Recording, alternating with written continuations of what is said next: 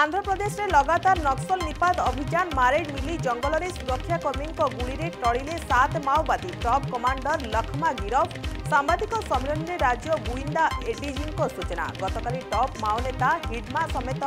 6 नक्सल होते निहत बांग्लादेशी को तड़िबा अभियान केन्द्रापड़ा टाउन में आउ 4 बांग्लादेशी अटक भड़ाटिया परिचय पत्र जांच बेले धरा पड़े विभिन्न स्थान में चेकिंग ब्लॉकिंग कड़ाकड़ी कला पुलिस कंधमाल ब्राह्मणीगाँ थाना मुसु महापड़ारे अघटन चिप्स नेला जीवन पैकेट्रे थिबा प्लास्टिक खेलना गिली 4 वर्षर शिशु पुत्रर मृत्यु